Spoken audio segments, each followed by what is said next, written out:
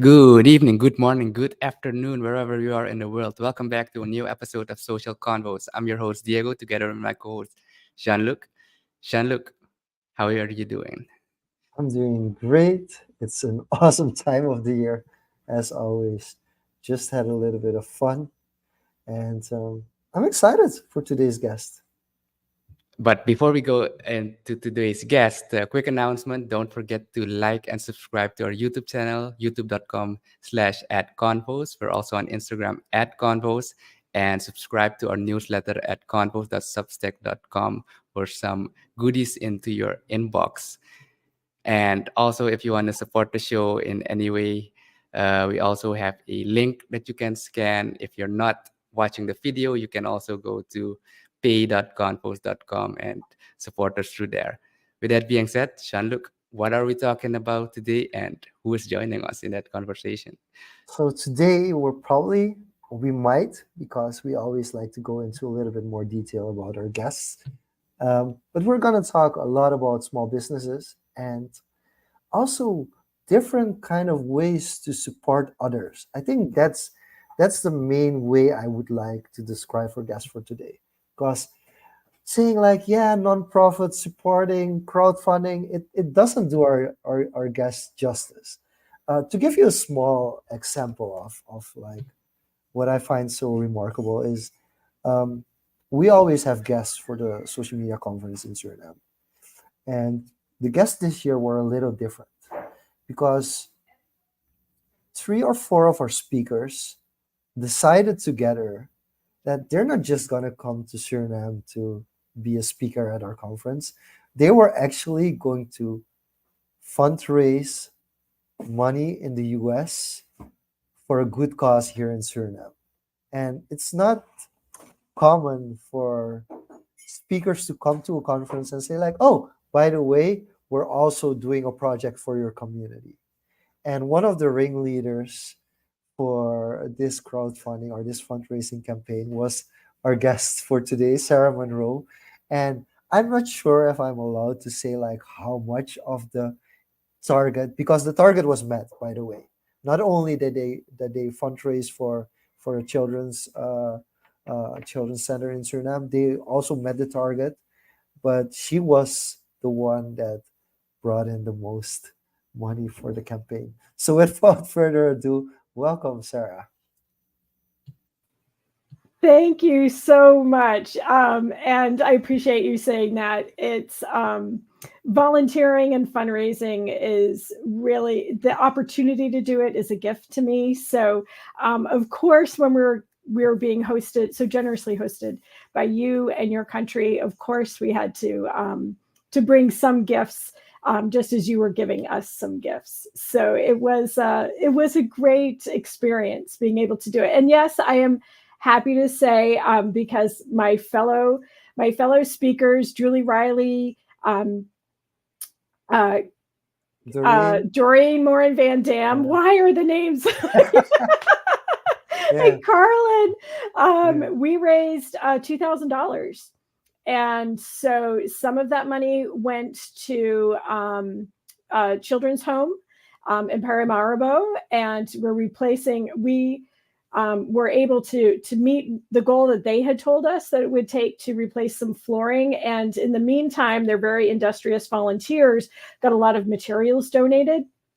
So when we came with that goal, they were able to buy, not only finish the flooring, but buy new windows and then buy new cabinets too, so that the kids could have a better space to live and play in. So that was amazing. We also brought a lot of art supplies for them. And because we exceeded our goal, we were able to bring some money to one of the villages that we visited in the interior. And we're helping out a couple of families during the holidays so that their kids can get some special gifts from Santa. So, That's really so cool. Wow. yeah, yeah. So, of course we had to do it. So, and But how did that come into play in the first place? Because you're traveling to a country you've mhm, never been to before, speaking at a conference you haven't spoken at before. You just met, a few of the speakers that will be traveling with you. So how did that all come to play? Because you didn't know where and what uh, like cause you were gonna support yet. So could you give right. insights on that? Well, Doreen Morin Van Dam has been a speaker at Social Media Conference Suriname before. So she knew that when she went back this year that she wanted to support something. She had met some people who were connected to different nonprofits and different charities. And she said, we really want to do something. She had met someone um, who was connected with the children's home that we eventually supported. And then it was just our friends who decided to give more. And so we decided, okay, let's do more. What else can we do with this? And it was it was really special when we visited the village in the interior and saw the need. We had already planned ahead that we wanted to support them, and it turned out to be really a magical moment to be able to do that as a thank you for them hosting us and letting us visit them. And we all did it very quietly. There was no big public anything. It was just something that everybody believed in. And because we have such dear and generous friends and colleagues who believed that what we were doing was important, they wanted to support as well. So that's really how it all came together. And then we just asked, I have one of the big things about fundraising is that you need to ask people for support and tell the message. It's a marketing message, just like for-profit sales are. And we told people what we were doing and how their money would make a difference. And they stepped up and wanted to do it. So, and I have to say, I was really surprised. There were a couple of people who just randomly happened to see me post something on LinkedIn. I only posted in a couple of places on social media. I primarily just emailed friends and colleagues who I thought might be generous toward this campaign. And I just happened to be tagged in some things by Doreen, and some colleagues found it. And some colleagues I haven't worked with in like 3 or 4 years messaged me with contributions.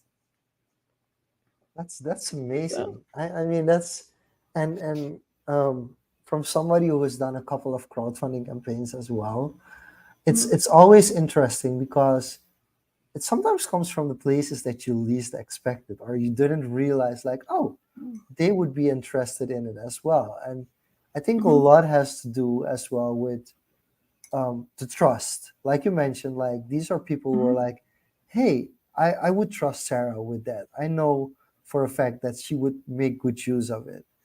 And that kind of is also a reputation that builds up. So where does the charity part for you come from? When was it that you started realizing, like, hey, this is something that either I like doing or I have a knack for it and it comes easy to me? That's a great question to ask. I have to say that I have about 20 years of a fundraising experience in my back pocket. And when I've done fundraising training, that's often a question that I ask people is what was your first philanthropic act? What was the first thing that you did solely to benefit someone else? And I have to say a lot of it came from my background. My mother's family grew up without a lot of financial assets, yet we're always able to help someone, always able to knit the hats and the mittens for the family down the street who needed winter clothing, or take care of an aunt or a nephew or someone who in need, and they had an extra bed in the house, and so you do what you can. And my parents both were in the military. And had that kind of public service. And their careers also gave back. But I remember the first time that I gave something was my mother was a nurse in a critical care unit, and she had a young pediatric patient. It was a little girl about my age. I think we were like 4 or 5 years old, and she had been a victim of child abuse, and very severely burned. And my mother told me about this little girl. And first of all, I couldn't understand, why would someone hurt a child? But that aside, my mother told me that she was being transferred to a children's hospital in a bigger city, and that she was going without any toys, because of course the child had to be removed from her home and didn't have any connections to the things that she had. And so my mom asked me, is there something that we can give her? And so together we picked out one of my most favorite dolls and some of those clothings, so that the little girl went to the Shriners Hospital with something. And I remember there was a lot of news. It was a very public story. And there was a picture of her being transferred to the other hospital on the newspaper. And there was a little picture. My doll was tucked in right there with her. So I knew that a little piece of me was helping her. And that sort of got me hooked. I've always been a volunteer. I've fundraised a lot as a professional and now as a volunteer. And it's a calling. It's hard work, but if you believe in the mission and the work, it's easy to do. There's two things I want to get into based on what you just said. The first thing is, you mentioned fundraising, volunteering and fundraising. It's like selling something. It's a marketing message that you need to communicate to the people funding or the people giving.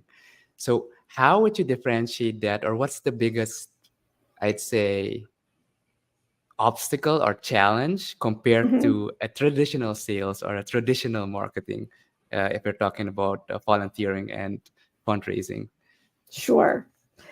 I think there's the myth, the truth and the myth is the same when it comes to fundraising. The truth is all you have to do is ask, and the myth is all you have to do is ask, right? So you do have to ask people to give. You have to ask the right people, right? And know that you're not always going to be the right fit for everybody.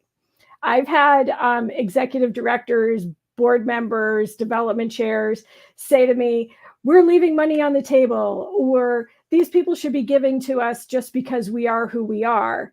And no, you need to earn it. Just like you need to earn a sale in small business or big business, you need to earn that donor's trust and commitment and contribution, if that's financial or as a volunteer of their time and talent.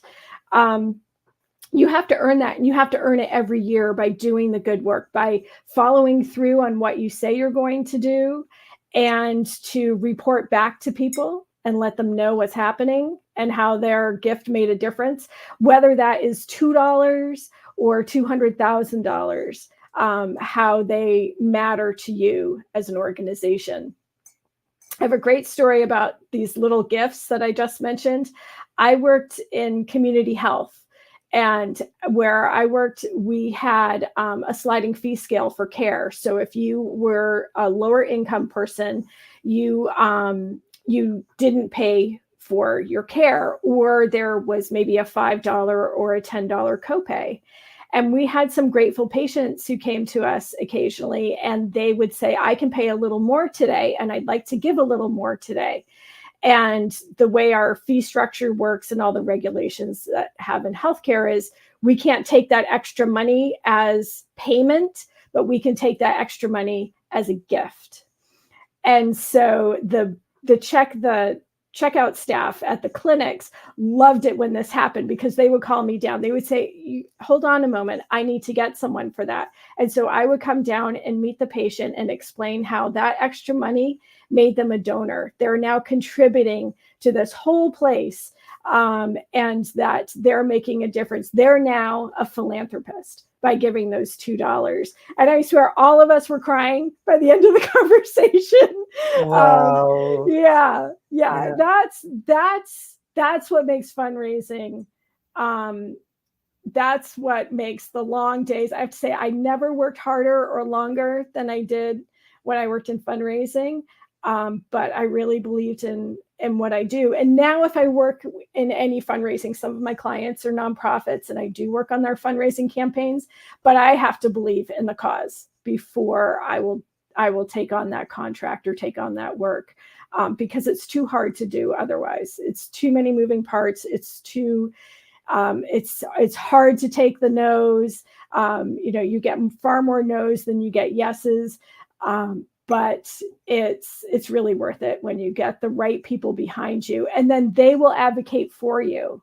That keeps moving on exponentially. More people will give and tell others how great this is and come back to you, just like influencer campaigns that we do in marketing. It's interesting that you mentioned the yeses and the nos, because Mhm. I've from crowdfunding that I've experienced, there are different types of people who donate or try to contribute.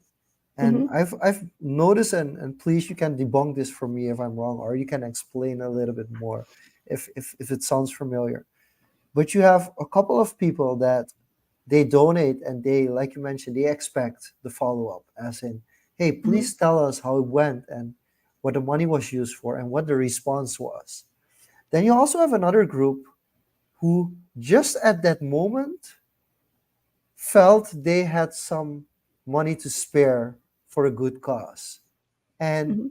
for me, it was really hard to accept that that second group, so not the first group that you stay kind of in touch with because they're a continuous donor and they just say like, hey, this is Mhm. something and we trust you. But then the second group, if you would approach them again, there would be no response because they just at the heat of the moment decided like, hey, there's a good cause, I would love to support this. They never Mhm. really cared about the follow-up because they trusted you that you would use it properly, but it was a one-time thing, it was a one-off. Mhm. And that meant that if you would ever approach them again, they would probably not ever donate again. So how do you mentally go about when you experience these kind of situations? Right. It's there is a dear mentor of mine, and I will name him by name, Church Hines. He was one of my grad school professors, and then just a mentor through my career. Um, and he had said, "That's the meaning of a gift, Sarah. Right? Is that people give it freely." And so, if someone gives once, great. Thank you so much. Maybe you can get them back a little bit later if they're maybe it's their personal finances, maybe they move. There's lots of reasons why people don't give again. Um, and that's why there is a churn to bring in those new donors to replace those donors that fall off. Um, and part of it is consistency, just keeping up, keeping them informed. With email marketing, it's pretty easy to keep someone on a list, right? And they can opt out when they want to. They can also unfollow you on social media. But when they stay just that little bit connected, you still have that opportunity to maybe convince them to give again and to earn that gift. Um, but part of it is just focusing on those who continue to give and not think about those who stopped giving. Certainly, if there's a major gift that has fallen off, you want to know why they stopped giving. And sometimes there are real reasons for it as people get older. And if they've made a gift from any of the assets that they leave behind when they die, they tend to stop giving to events or annual campaigns. But if someone had been consistently supporting you for, say, 10 years and then suddenly stops, then that's worth reaching out and finding out how they are really. If something happened, ask them what. sometimes just having that conversation and opening that door to hear from them about what motivated them in the first place, what kept them giving, and what spurred them to stop giving is really good information for the nonprofit. Was there a change? Is there something different that can help you with your programming as well, not just your message? There's maybe another pair of groups that we might debunk, and this goes to the earlier part when we were in the pre-show. We talked about it a bit, and in the intro about you guys raised money, you and the other speakers, and basically did it very quietly. And this kind of ties in also to two types of donors. You have those donors who kind of want a big publicity with it, and you have the donors who want to stay silent and in the background. How do those two compare to each other versus, the big publicity versus the silent donor? Right. What's making them tick? And why would people kind of opt for one option or the other? Yeah, I think there's two different demographics when it comes to those donors, and I've worked with both of them. There are some people who don't really want any credit. They appreciate a thank you, but for their $50 that they gave to a nonprofit, they're good with knowing that you did well, or a quick email or a picture, something like that. They're good with that. I've worked with two very high-end donors. One wanted his name on the building, right? If you did not ask this person for a high gift amount, he would be offended. Because if he was giving to a capital campaign, he wanted to be one of the ones who had his name out there. And then someone else who just quietly wrote $5,000, $10,000 checks. If she read something in the newspaper, she'd send a check for $5,000. If she saw that something else was going on, she'd send a check for $2,000. And always anonymous, always anonymous. She just wanted to support good things going on in her community, and she had the means to make significant gifts along the way. When it comes to what we did, we didn't want to come in and say, oh, here we are, the people from North America swooping in with thousands of dollars kind of thing. We just wanted to say, thank you for hosting us and for letting us be a part of this. And here's a small gift that we wanted to give, and our friends and colleagues who are supporting us through this adventure wanted to contribute to. So do we go bigger next time? I don't know. We didn't really do it for the credit, but if we had made it more of a bigger campaign, been more open about it, we probably could have made a bigger impact. So that's something we need to think about. Yeah, this was already a very, very big impact. So we're really, really grateful for it. To make a quick shift from the charity part to the volunteering, because it's a little different in the sense in volunteering, you also kind of give your time and your resources, and you kind of give yourself for free in a sense.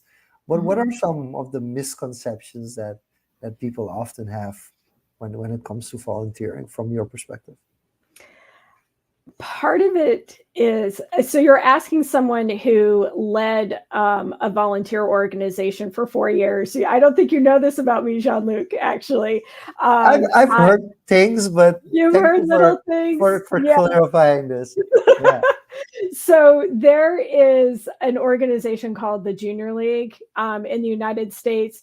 We have mixed, some people really have very positive impressions of them. Some people, we've had a little bit of a tumultuous past, just like any organization that came up in North America during the time of the end of slavery and all of that. So, but anyway, the Junior League is a organization that empowers women through volunteer service and education. So as you're volunteering, you're learning some skills. So we have folks who come into for example, we have folks who come into the junior league who have marketing experience, but they want budgeting experience. So they can take the path of maybe joining the finance team instead of always having to be in the marketing roles, or whatever project that you're doing. We're hoping that people learn, like if we're doing a childhood nutrition program, that you learn about nutrition and cooking at the same time that you're doing your volunteering.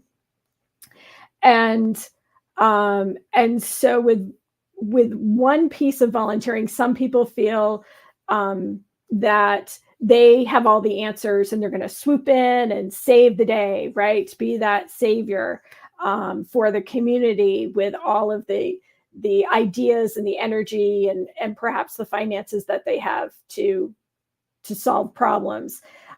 Then we have other volunteers, and this is really where the Junior League movement, but lots of other volunteer movements have gone too, is that you assess the community needs, and then you work with those people working on those needs to bring your assets, your volunteer assets, maybe your financial assets or your fundraising abilities to help elevate and advance that cause. So that's what we've done with the Junior League. And I actually had the privilege of leading my local organization for about 3 years. I was in the presidency position, but then I had also other commitments with the leadership team, and also running one of our signature projects was a camp for grieving children and their families. And so we'd have volunteers who, again, wanted the recognition, wanted to swoop in and save the day. And then we had others who very quietly just wanted to do this work, had a past history of grief or loss in their families or their personal lives, and just wanted to support others through that process. And so you have to balance that. Sometimes there's arguments at the committee tables. And yeah, because these two groups, like, how do they look at each other? Because I can imagine, like, I think of things that I'm going to give an example. I've been a chairman of a foundation for 10 years now, and it never really occurred to me until I was giving a presentation at a school, a local school, and it was a school for adult students. So it was a little bit older. The target audience was a little bit older than I'm used to, and at a certain point, somebody in the classroom just put up his hand and asked me, like, "Hey, so do you get paid as the chairman?" I was like, "No, the board doesn't get paid." And he was like, "Okay, but do you at least get your gas covered when you do these kind of trips and do promotions and come to speak here?" I was like, "No." And he asked me, "Are you crazy?" And like I never looked at it from that perspective until then, because I was brought up with my parents always being part of these voluntary boards. So for me, it was just the usual thing, like saying, "Hey, I'm giving back my time to the community because of the fact that I get to be part of this community." And those questions really opened my eyes to say, like, "Hey, okay, so this isn't the same for everyone." So I can definitely imagine that there are also in service clubs people who are doing it as for them to say, like, "Hey, I want to give something back." And it can be done quietly, but also people who are saying, like, "Hey, this is part of my professional career and it's supporting my professional career." And how do these two groups look at each other? Yeah. I'd say some, where when you have a mix of that education and the volunteering at the same time, I think some people value that as professional development in addition to doing something good. There are some companies that support the volunteering. I had a friend also in the Junior League. She worked for a cable internet provider, and they gave her 4 hours a week of paid time to go volunteer. Her volunteer shift was 6 hours. Her junior league had very strict shifts and things like that. So she volunteered at a zoo. Her volunteer placement was at a zoo, and she spent 6 hours on a Tuesday afternoon literally playing with orangutans. So awesome. It's so awesome, right? But that fed her in a different way. She got to completely disconnect from her very technical project management job.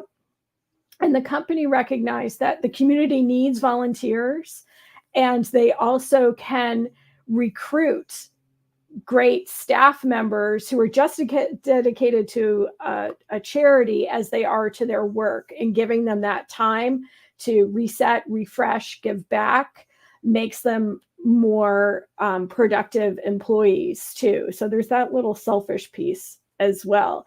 But reconciling it, I got to say, I've sat through many committee meetings where there was a lot of this, right? A lot of people, a lot of contention over if this was the right thing to do or that was the right thing to do, and this would create the better pictures. But I'll use the example. I said in the green room that I wasn't going to share too much confidential stuff, but this one I'll share. I'll go to the grave on in my defense of this. That kids camp, we had disagreements on the committee about face painting for the kids right before a memorial service. And we had some people on the committee who thought it was a great fun thing to do, and that the pictures would be great and this would be fantastic. And those of us on the other side who are saying, okay, we are doing this with the kids, then we're sending them to a memorial service where everybody's going to be crying, and then that's the end of the camp, and we're sending home kids with their parents and guardians with makeup sliding down their face and onto their shirts, right? So we had very contentious. That's just a little minor incident, but it elevates up too with board members who want certain things to happen because it will raise the profile in the community, yet isn't meeting community needs. So how do you square that? And it comes down to people really resetting and reminding themselves of what is the mission of this organization or campaign or project, right? What are we really here for? Are we here for ourselves, or are we here for the community? It's interesting. I'm laughing because it kind of sounds like some discussions that are happening in the parent chat of the children at their school. It's very similar in the sense that you have to at some point say like, hey, what's best for the people that you're actually doing it for? But then again, there's also a moral and ethical part that also plays into play. And then you also start realizing that, hey, even with differences, it can be that you're from completely different sides, even politically or economically from different sides. And kind of what bonds you together is that you want to do something for good. And I think that's really one of the interesting things that I really wanted to ask you, because you're in this space. And what's the weirdest or most inspiring and story you have from somebody who wanted to do something good that you didn't expect from them? That's a really hard question. While I think about that, I want to add on to what you were saying with the board members too, and that is letting go of traditions, right? That eventually programs have to evolve. Schools, nonprofits, community needs change. What we understand and know of the world changes, and letting go of those traditions is really hard too. So what was unexpected that really surprised me? Really surprised me. I have the feeling in the back of my mind, and the time really doesn't come I'll to give you mind. some more time to think. Yes, go ahead. I'll give you some more time to think, but Yeah. I have a fun question, or maybe depends on how you look at it. Mhm. Do you think there's such a thing as a professional volunteer? A professional volunteer. I joke that I'm a relentless volunteer. Are there professional volunteers? Certainly there are people who have the time and the means so that they can just volunteer, right?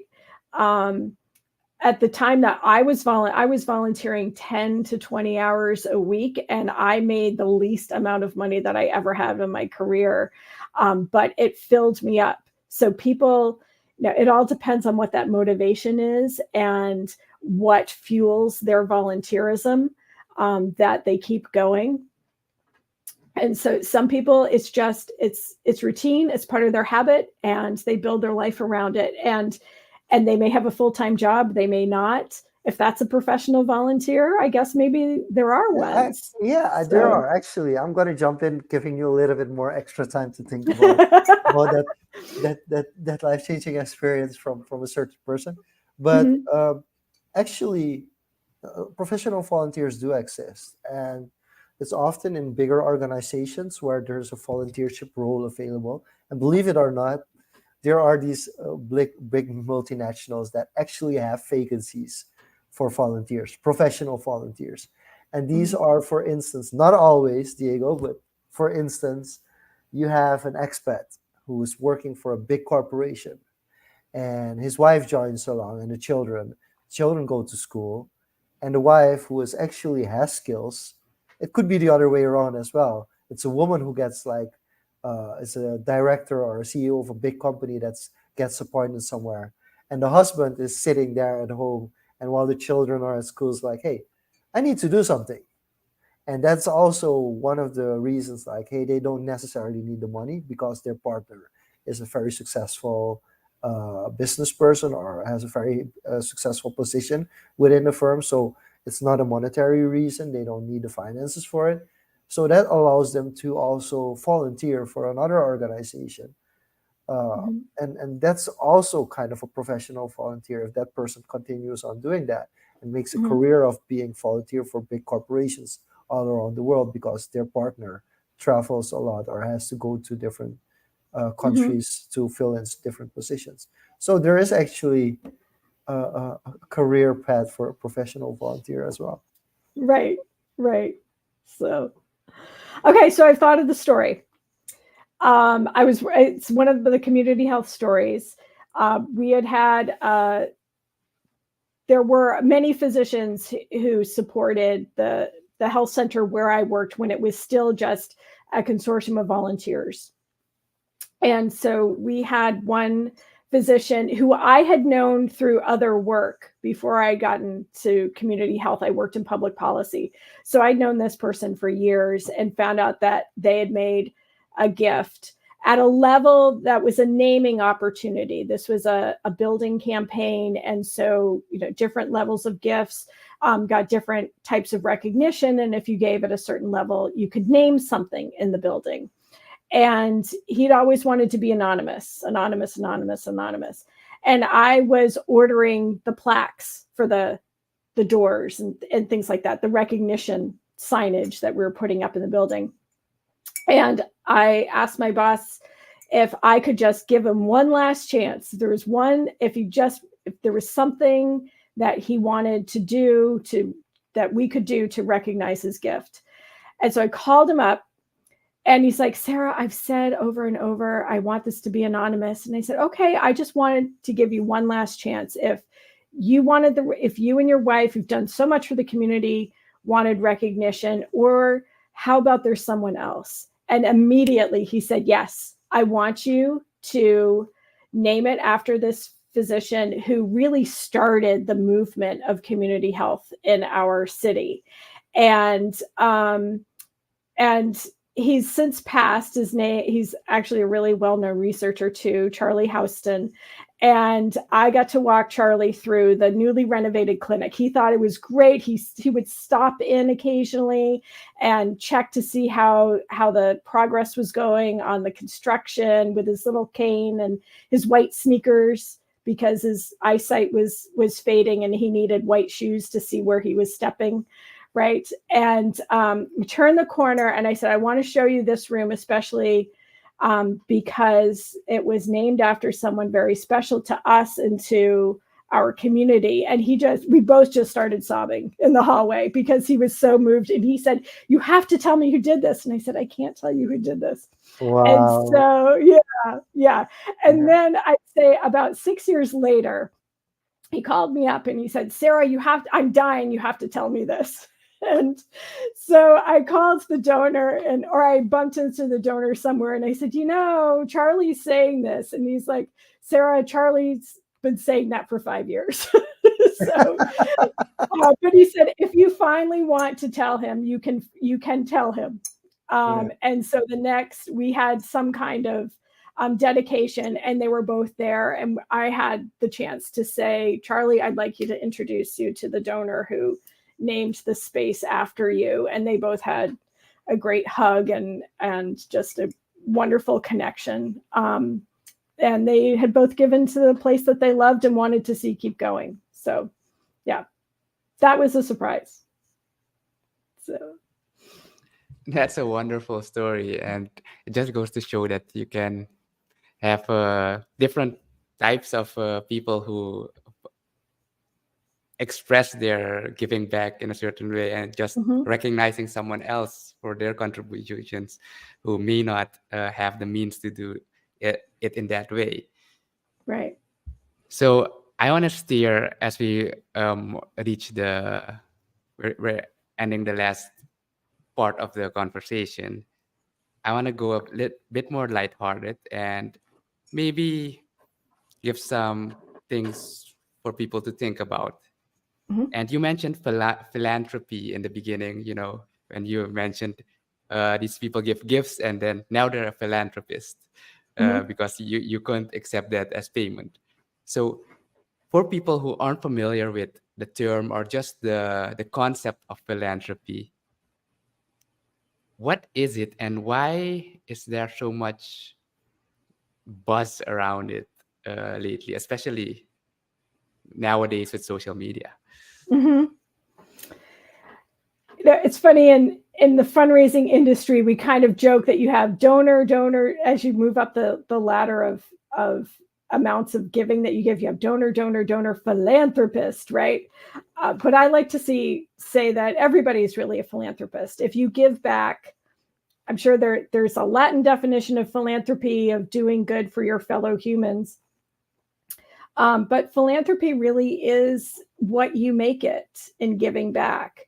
And we've traditionally always thought of it as giving to nonprofits or charities, whatever your country explains as that philanthropic that charity sector that is doing good works, and all of the money goes back into the programming. So however you define that, right? And a philanthropist can be giving, typically is someone who gives finances, but can also be folks who give time. We typically call them volunteers, right? Now, though, we have this crowdfunding for small businesses.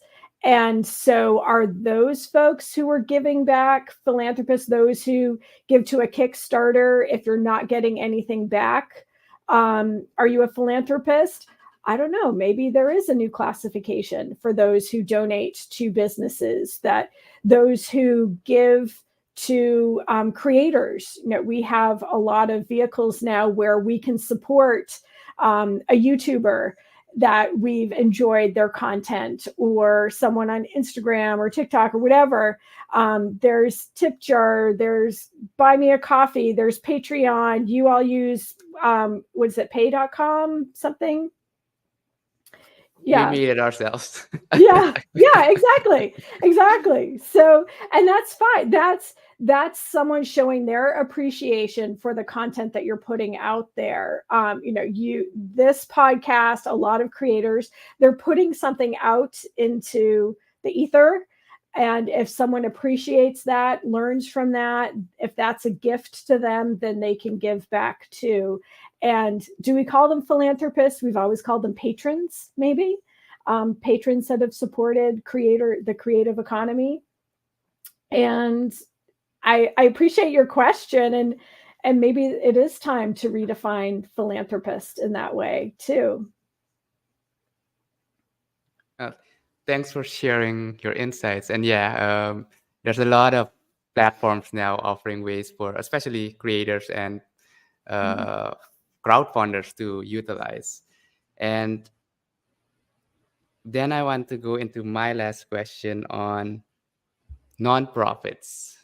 As in, you have nonprofits. We talked about volunteering. We talked about professional volunteers. Jean-Luc chimed in there.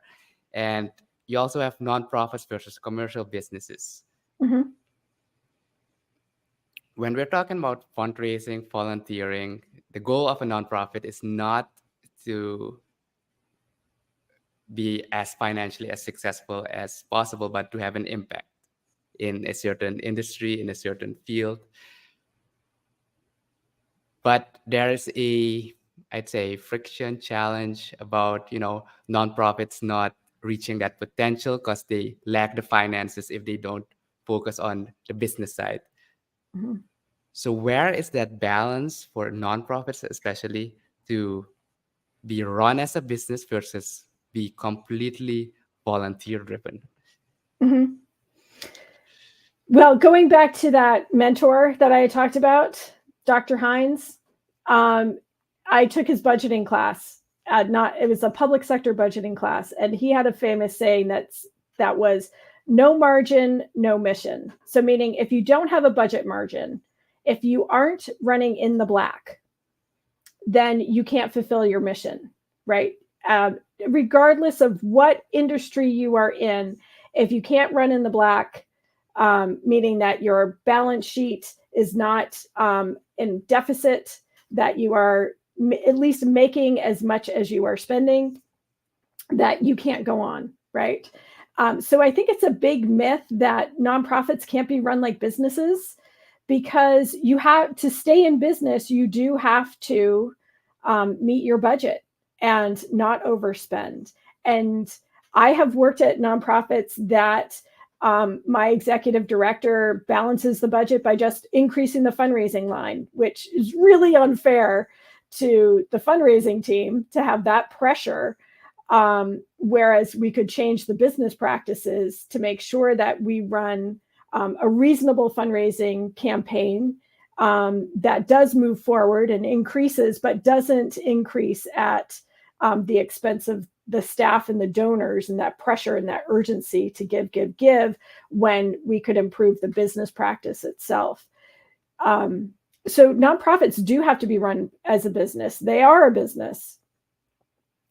And yet some of the lessons that that nonprofits have always had are now spilling over into the business community. And that's where we've started to see these things called B corporations or benefit corporations. There's a new structure for business in the United States anyway, and I think that's also in Europe too, where you have a different bottom line. Yes, you invest in the business and you are expected to meet certain metrics, but you're also expected to meet social, environmental, governance, and benefit metrics. So that means that you can maybe have short-term losses for your shareholders or your investors with the benefit of knowing that this will have long-term results. And that's something that nonprofits have always done.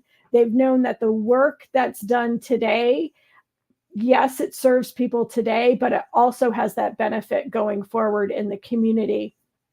And now for-profit companies are seeing that too, that we can't just be all about the money. The other difference between nonprofits and for-profits is that nonprofits, that money just goes right, anything that's extra just goes right back into the nonprofit mission. I've worked at some nonprofits where we had a quote unquote bonus, right?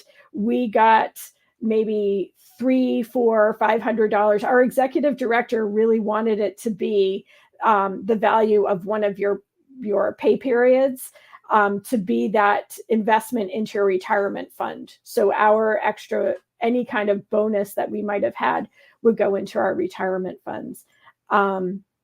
and for-profits, they give that extra money either as bonuses to executives, maybe bonuses to employees too, but then the investors, the people who have invested in that business, get that financial reward too.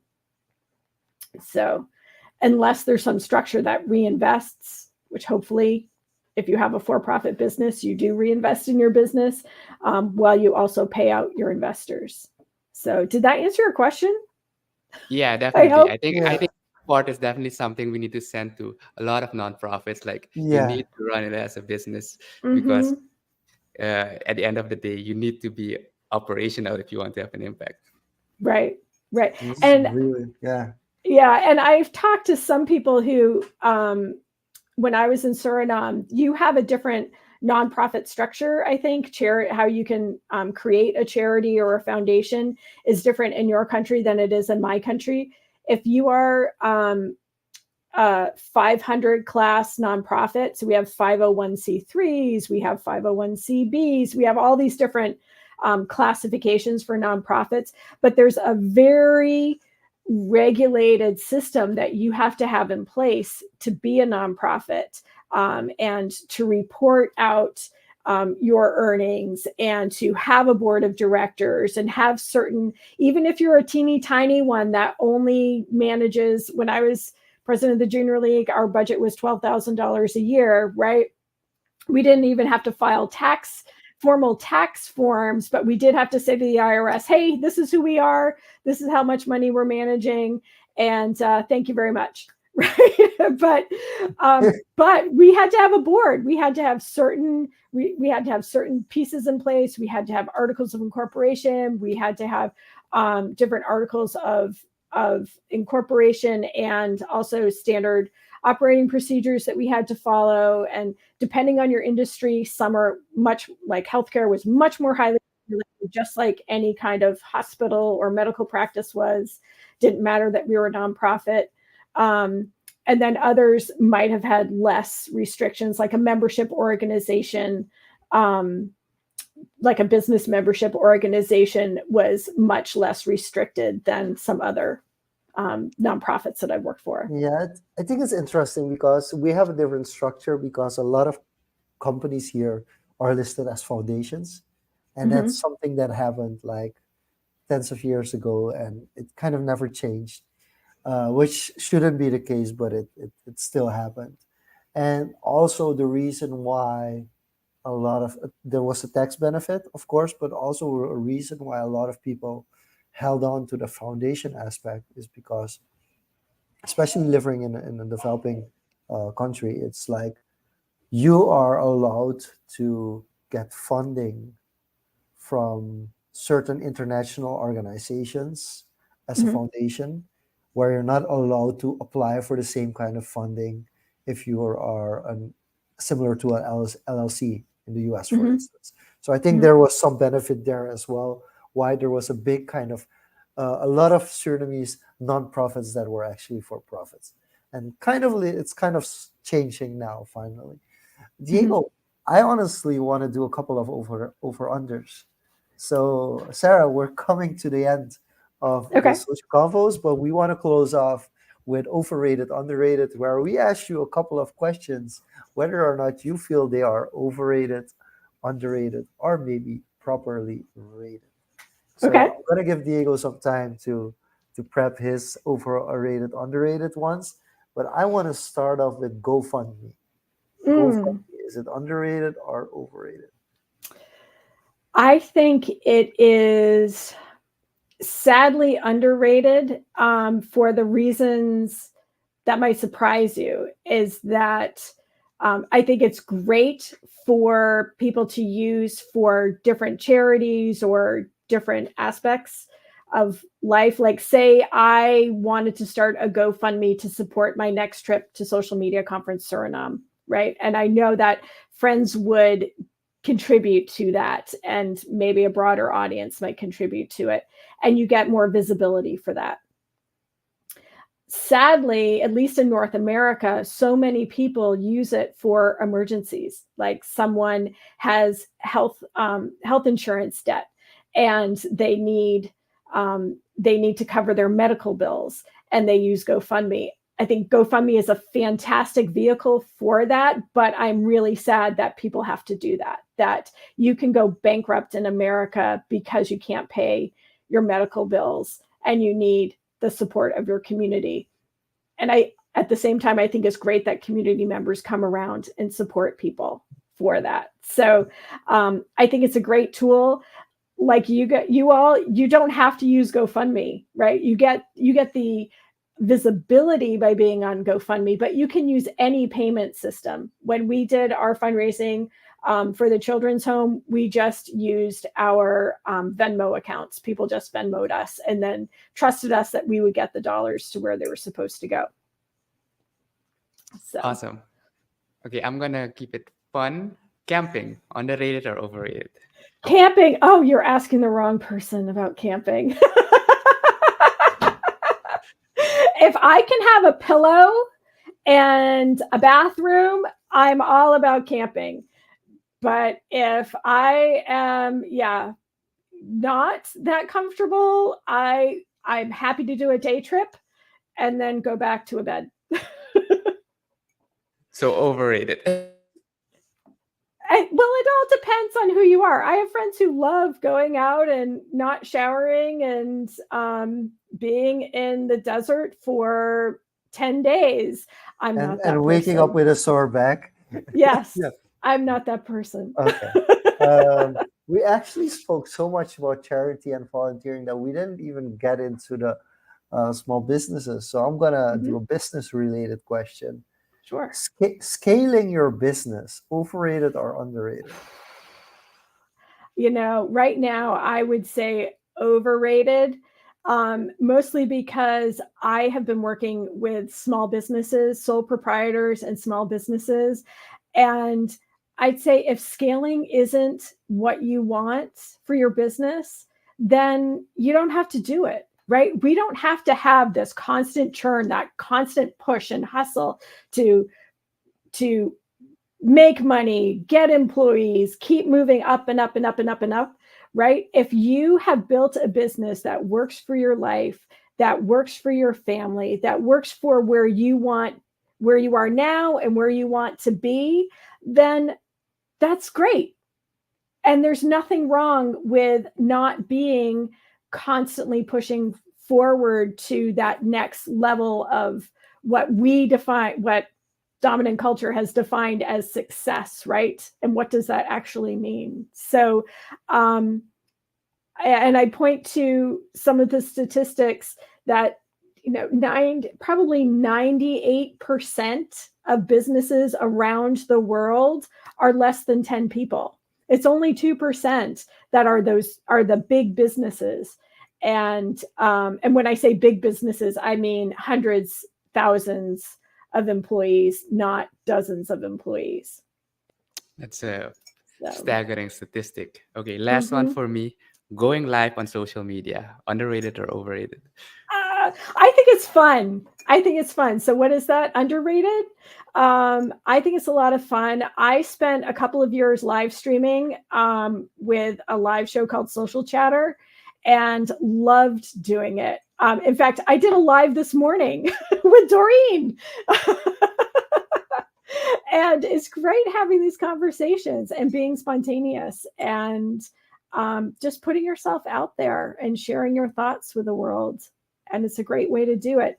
As long as social media stays positive, right? That was one of your messages, Jean-Luc, at Social Media Conference too, was making it a positive place and a vehicle for good. And I hope that we get back there with all of social media. That's such an awesome statement to close it off. Before we finally close off this episode of Social Confoes, Sara, I do want the opportunity for people, if they want to reach out to you, if they want to connect with you, what would be the best place to do so?